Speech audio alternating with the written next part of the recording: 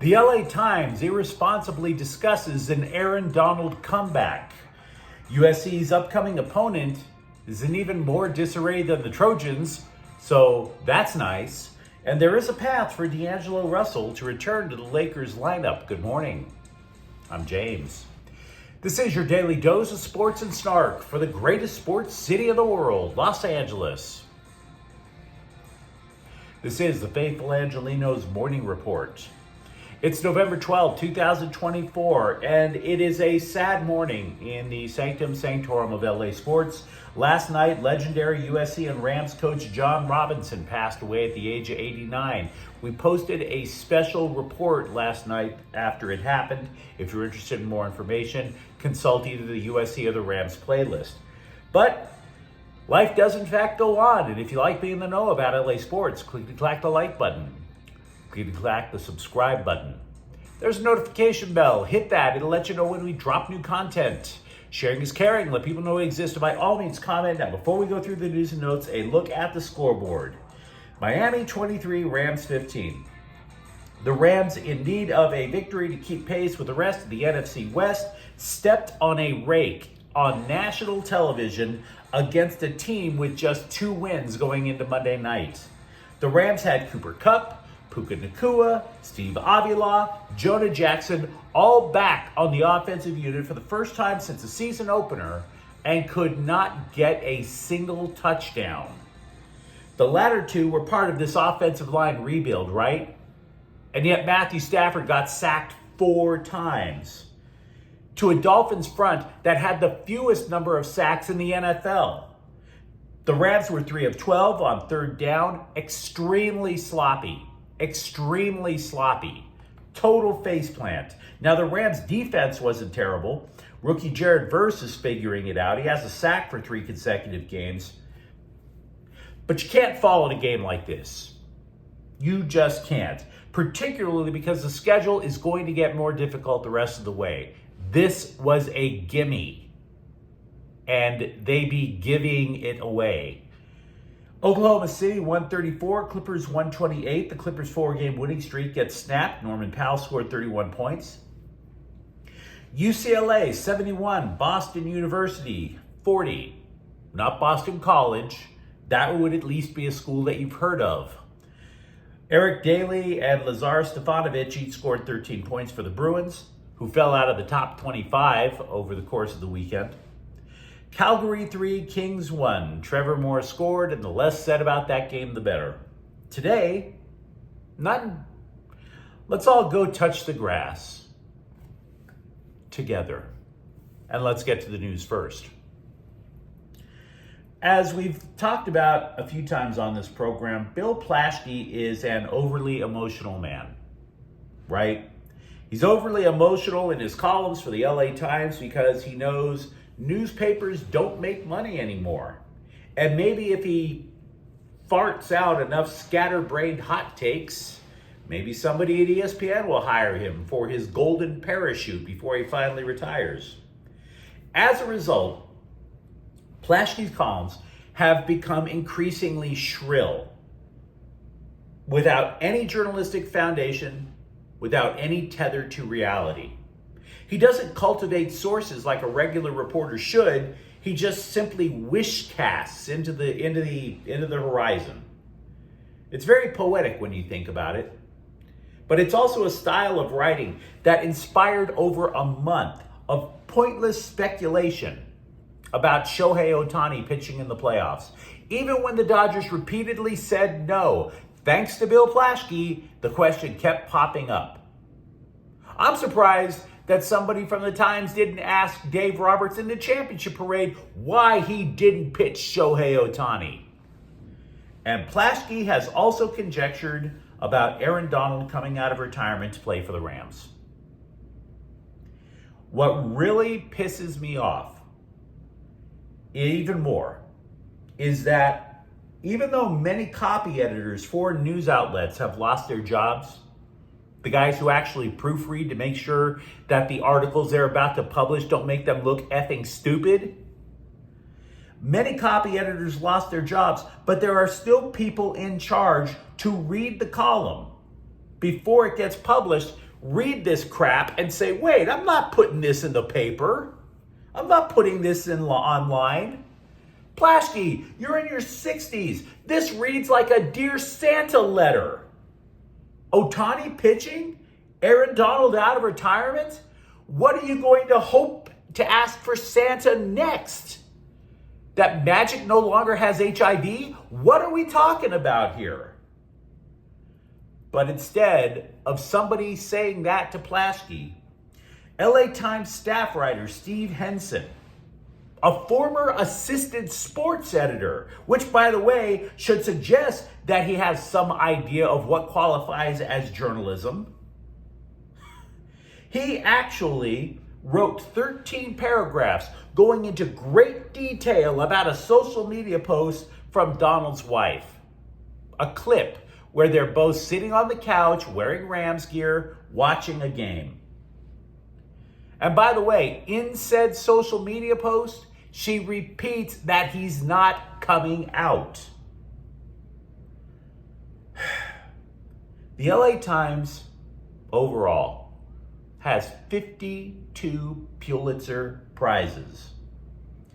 And Steve Henson needed a Twitter post to prove that Donald isn't coming back? He wanted to show Plaschke was right. Oh, please, Mrs. Donald, please suggest my columnist isn't an idiot. So he goes through a social media clip like it's the Zapruder film, frame by frame, in a desperate attempt to validate this columnist's sourceless conjecture. Why did you go that far? You didn't have to do that. You have a Rams beat writer in the cubicle right next to you. His name is Gary Klein. He's not that hard to find. Hey, Gary, Plaschke wrote this idiotic column suggesting Aaron Donald's going to come out of retirement. Anybody with the Rams think so? No? Oh, okay. Hey, Bill, stop making such idiotic claims. Send. The LA Times either needs to start getting some actual sources or stop taking shrooms. Aaron Donald is not coming back. And that's the memo. Also with the Rams, make sure you take the plunge with the right person. In marriage and the NFL draft. On Monday, the Rams waived Logan Bruss, a third-round selection from back in 2022. You might recall the Rams were just getting out of the F them picks mode when they didn't have first and second round picks. Logan Bruss was actually their top pick back then, but they were so happy to have him. A scout was so convinced that Logan Bruss was going to dominate at guard that when the Rams were able to land him, the scout jumped off of a roof into a pool. Then Bruss misses his entire rookie year to injury. He spends last year with the practice squad. This year, Logan Bruss finally gets his big break. He starts 3 games, and the Rams pull the plug. And they got better play from an undrafted rookie, Justin Dedich of USC. And now with the return of both Steve Avila and Jonah Jackson, there's no room left at the inn for Bruss.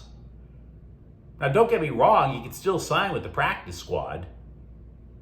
But yeah, surprise cut, a former top draft pick for the Rams. Meanwhile, over at USC, we had been talking over the weekend about how UCLA football has the surprisingly easier path to a bowl game than the Trojans. USC has to win 2 of their last 3 games, and the latter 2 are rivalry games, UCLA and Notre Dame. And by the way, the Fighting Irish are currently in the mix for a playoff spot. Now, I think it's a little too risky for the Trojans to think ahead. There's just way too much on the table. But for their upcoming game, know this: Nebraska is in complete disarray. The Cornhuskers changed their offensive coordinator on Monday, which is even way more extreme than a switch at quarterback. But they had to do something. Nebraska hasn't scored more than 25 points in a game since September. But the new guy with the headset, Dana Holgorsen, is a dude who learned the air raid offense under the late, great Mike Leach. Now, I'm skeptical that they reinvent the playbook on the fly, but they're probably thinking about chucking up a lot more passes this week instead of going back to the basics. And by the way, that's an even bigger risk because their starting quarterback, Dylan Raiola, is injured. So, all things being equal, for USC, it could always be worse. You could be in Omaha, Nebraska. And trust me, I've been to Omaha, Nebraska. Over the last few days, I've spoken at length about D'Angelo Russell getting benched by the Lakers. You know, is it the right call? Could it lead to fissure in the locker room? It remains to be seen if the Lakers are actually going to be better with D'Angelo Russell on the bench. The sample size is way too small. Cam Reddish replaced Russell in the starting lineup. Reddish is only averaging 7.3 points a game. The argument that the defense will improve, maybe it has merit, because the guy who was supposed to guard the opposing perimeter shooter before was Austin Reeves. That's not going to work. But then I thought about it for a second time. Do they really want Cam Reddish in there for good? Just for perimeter defense? We've been talking about that too over the weekend. JJ Redick has not been hyping the idea of better perimeter defense. He's been hyping perimeter offense. If you remember, all Redick could talk about with his new offense, the Lakers were going to chuck up all the threes. Yes, all the threes. Any three that was out there, the Lakers were just going to fire away. Wherever you can find a three, hand that three over. JJ Redick desires threes. And yet the Lakers are barely attempting one more three-pointer a game than they did last year. This year it's 32.8 attempts per game compared to 31.4 last year. So, by comparison, if you're wondering about chucking up more from outside the arc, LaMelo Ball attempts 13 three-pointers per game. Two Clippers players shoot more threes than anyone on the Lakers. 3 Boston Celtics shoot more threes than anyone on the Lakers. Now, I'm not trying to suggest that shooting threes automatically equals success. That's not where I'm going. I'm saying if you want your job back, you got to make the coach happy. And if the coach wants more threes, you need to start chucking more up from beyond the arc. But even worse, Russell's three-point success percentage was the worst on the starting lineup.